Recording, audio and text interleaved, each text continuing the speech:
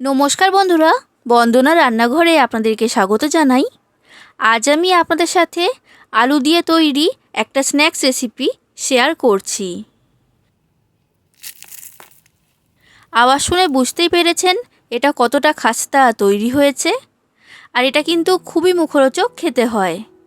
এটা তৈরি করে আপনারা বাড়ির সবাইকে অবাক করে দিতে পারবেন। আর খুবই কম সময়ের মধ্যে তৈরি করা হয়ে যায়, তাই বাড়িতে অতিথি এলে ঝটপট এটা বানিয়ে গরম গরম পরিবেশন করতেও পারবেন। তাহলে আর দেরি না করে আজকের রেসিপিটা শুরু করা যাক। আর রেসিপিটা ভালো লাগলে লাইক, শেয়ার, কমেন্ট করে দেবেন। আর আমার চ্যানেলটা যদি এখনও পর্যন্ত সাবস্ক্রাইব না করা থাকে তাহলে অবশ্যই আমার চ্যানেলটা সাবস্ক্রাইব করে দেবেন। এই রেসিপিটা তৈরি করার জন্য আমি এখানে নিয়েছি 2 কাপ ময়দা।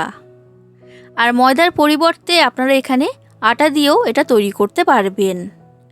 এবার ময়দার মধ্যে দিয়ে দিচ্ছি স্বাদ অনুযায়ী লবণ আর হাফ চামচের মতো জোয়ান। জোয়ানটা হাতে ঘষে আমি এর মধ্যে দিয়ে দিলাম।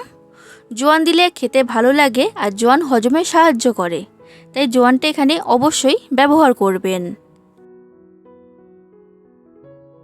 এবার দিয়ে দিচ্ছি সাদা তেল। তেলটা এখানে ময়ন হিসাবে ব্যবহার করেছি। 3 চামচ সাদা তেল এর মধ্যে দিয়ে দিয়েছি। এবার তেলটাকে ময়দার সাথে ভালো করে মিশিয়ে নিচ্ছি। তেলটা মেশানো হয়ে গেছে। এবার কিছুটা পরিমাণ ময়দা হাতের মধ্যে নিয়ে চাপ দিলে এটা এই রকম ডেলা আকারে তৈরি হয়ে যাচ্ছে। এই রকম হলেই বুঝবেন তেলের পরিমাণটা ময়দার মধ্যে ঠিক রয়েছে। এবার জল দিয়ে ময়দাটা মেখে নেব।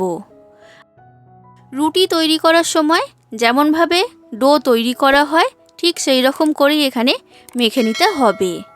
ডোটা খুব বেশি শক্ত হবে না, আবার খুব বেশি নরমও হবে না। এই ডোটা আমার তৈরি করা হয়ে গেছে। এবার ডোটাকে আমি ঢাকা দিয়ে রেস্টে রেখে দিচ্ছি। এরপর আমি আলুর পুর তৈরি করব। তার জন্য আমি এখানে একটা হামানদিস্তা নিয়েছি। এবার হামানদিস্তার মধ্যে দিয়ে দিচ্ছি হাফ চামচ গোটা জিরে আর হাফ চামচ গোটা ধনে। এবার গোটা জিরে আর গোটা ধনেটাকে আধ ভাঙা করে গুঁড়ো করে নেব। তো দেখুন বন্ধুরা, এটা আমার গুঁড়ো করা হয়ে গেছে। এবার আমি গ্যাসের মধ্যে একটা কড়া গরম হতে বসিয়ে দিয়েছি। কড়াটা এখন গরম হয়ে গেছে। এবার কড়ার মধ্যে দিয়ে দিচ্ছি 2 চামচ সাদা তেল। তেলটাকে ভালো করে গরম করে নিয়েছি। এবার গুঁড়ো করে রাখা গোটা জিরে আর গোটা ধনেটা আমি তেলের মধ্যে দিয়ে দিলাম। এবার দিয়ে দিচ্ছি কেটে রাখা কাঁচা লঙ্কা। তো এখানে আমি 4টে কাঁচা লঙ্কা দিয়েছি। এবার লো ফ্লেমে রেখে এইগুলোকে আমি ভেজে নেব। খুব বেশি ভাজার প্রয়োজন নেই, হালকা করে ভেজে নিতে হবে। তো এগুলো আমার ভাজা হয়ে গেছে। এবার দিয়ে দিচ্ছি আলু সেদ্ধ। আমি এইখানে 2টো বড় সাইজের আলু ব্যবহার করেছি। এবার আলু সেদ্ধটাকে এর সাথে ভালো করে মিশিয়ে নিচ্ছি। আর গ্যাসের ফ্লেমটা কিন্তু লো ফ্লেমে রেখেছি।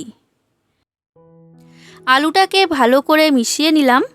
এবার দিয়ে দিচ্ছি কয়েকটা মশলা। তো সবার প্রথমে দিচ্ছি সামান্য পরিমাণ হলুদের গুঁড়ো। এরপর দিচ্ছি 1 চামচ লঙ্কার গুঁড়ো। আমি আলুর পুরটাকে একটু বেশি ঝাল ঝাল তৈরি করছি, তাই লঙ্কার গুঁড়োটা বেশি করেই দিয়েছি। তবে আপনারা যতটা ঝাল খেতে পছন্দ করবেন সেই অনুযায়ী দিয়ে দেবেন। এবার দিয়ে দিচ্ছি 1 চামচ চাট মশলা। আর এরপর দিচ্ছি সামান্য পরিমাণ শাহি গরম মশলা। এরপর দিয়ে দিচ্ছি স্বাদ অনুযায়ী লবণ আর সামান্য পরিমাণ চিনি। এবার এই মশলাগুলোকে আলুর সাথে ভালো করে মিশিয়ে নিচ্ছি। আর গ্যাসের ফ্লেমটা মিডিয়াম ফ্লেমে রেখে আলুটাকে ভালো করে কষিয়ে নেব। বন্ধুরা, আপনাদের যদি এই রেসিপিটা ভালো লাগে তাহলে অবশ্যই লাইক করে দেবেন, যতটা সম্ভব ততটা বেশি করে শেয়ার করে দেবেন আর কমেন্ট করে জানাবেন কেমন লেগেছে রেসিপিটা। আর আমার চ্যানেলটা যদি এখনও পর্যন্ত সাবস্ক্রাইব না করে থাকেন তাহলে অবশ্যই আমার চ্যানেলটা সাবস্ক্রাইব করে দেবেন। তো দেখুন বন্ধুরা, খুব ভালো করে আলুটাকে আমি মশলার সাথে কষিয়ে নিয়েছি। আলুর পুর আমার তৈরি হয়ে গেছে। এবার আলুর পুরটাকে আমি একটা প্লেটের মধ্যে তুলে নিয়েছি। এখন এটা সরিয়ে রাখছি ঠান্ডা হবার জন্য। আমি এখানে একটা মিশ্রণ তৈরি করব।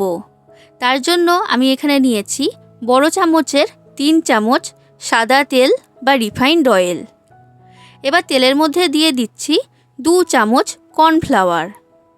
এবার কর্নফ্লাওয়ারটাকে তেলের সাথে ভালো করে মিশিয়ে নিচ্ছি। দেখুন এরকম একটা মিশ্রণ তৈরি হয়েছে। এবার যে ডোটা আমি আগে মেখে রেখে দিয়েছিলাম সেই ডোটা নিয়ে নিয়েছি। এবার ডোটাকে আমি মেখে নিচ্ছি, আর একবার ভালো করে ডোটা মেখে নিলেই হবে।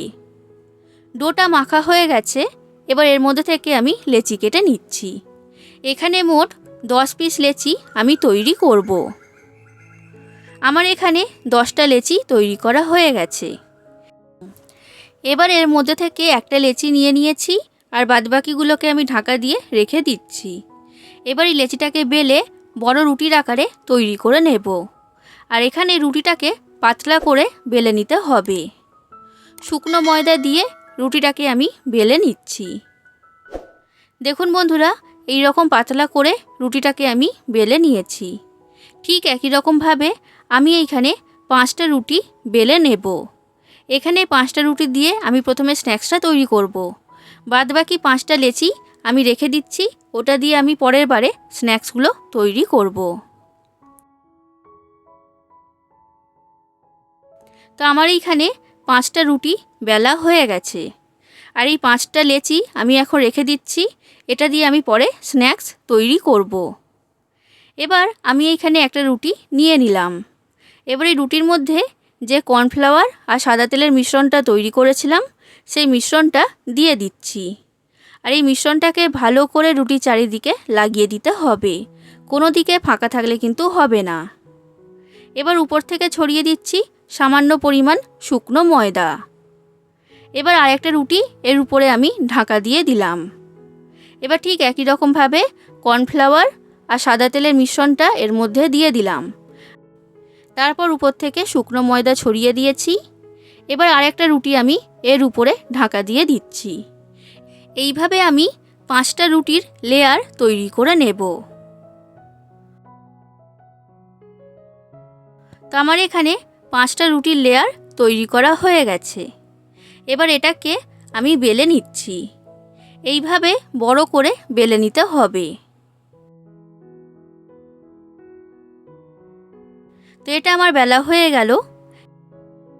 এবার ছুরি দিয়ে এই রুটির 4টে ধার কেটে বাদ দিয়ে দিচ্ছি। এইভাবে কেটে বাদ দিয়ে দিলে এই রুটির মধ্যে যে লেয়ারটা তৈরি হয়েছে সেটা কিন্তু খুব সুন্দরভাবে খুলে যাবে। দেখুন বন্ধুরা, এটাকে আমি চৌকো আকারে কেটে নিয়েছি। এবার এটাকে এইভাবে কেটে পিস করে নিচ্ছি। তো আমি এখানে 9টা পিস করেছি। এবার যে আলুর পুরটাকে তৈরি করে রেখেছিলাম সেই আলুর পুরটা এর মধ্যে দিয়ে দিচ্ছি।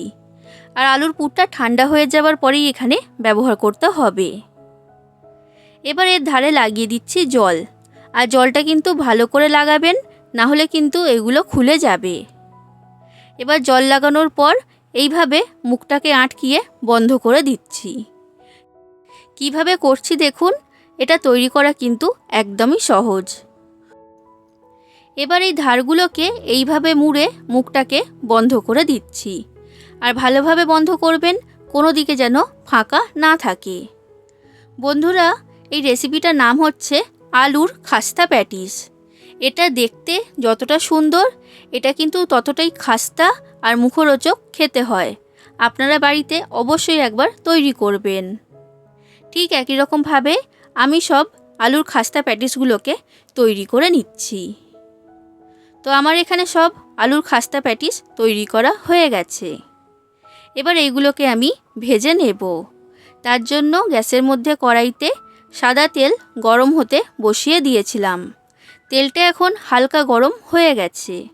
এবার এই হালকা গরম তেলের মধ্যে এই আলুর প্যাটিসগুলো একটা একটা করে দিয়ে দিচ্ছি। আর এইখানে একটা টিপস আপনাদেরকে বলে দিচ্ছি, তেলটা খুব বেশি গরম হলে কিন্তু হবে না। হালকা গরম তেলের মধ্যে প্যাটিসগুলোকে দিয়ে ভেজে নিতে হবে। এবার লো থেকে মিডিয়াম ফ্লেমে রেখে প্যাটিসগুলোকে এইভাবে উল্টে পাল্টে ভেজে নেব। এইভাবে ভাজলে প্যাটিসগুলো খুবই খাস্তা তৈরি হবে। আর দেখতেই পাচ্ছেন এই প্যাটিসের লেয়ারগুলো কিন্তু আস্তে আস্তে খুলতে শুরু করে দিয়েছে। দেখুন বন্ধুরা, এই আলুর খাস্তা প্যাটিসগুলো আমার তৈরি করা হয়ে গেছে। আর দেখতেই পাচ্ছেন এটা কতটা সুন্দর তৈরি হয়েছে। এগুলো এখন পরিবেশন করার জন্য সম্পূর্ণ তৈরি। তাহলে বন্ধুরা, আপনারা বাড়িতে অবশ্যই একবার আমার এই রেসিপিটা ফলো করে আলুর খাস্তা প্যাটিস তৈরি করবেন। আর কেমন লেগেছে সেটা আমাকে কমেন্ট করে জানাবেন। আজ আসি বন্ধুরা, আবার দেখা হবে অন্য কোনো দিন অন্য কোনো রেসিপির সাথে। ধন্যবাদ।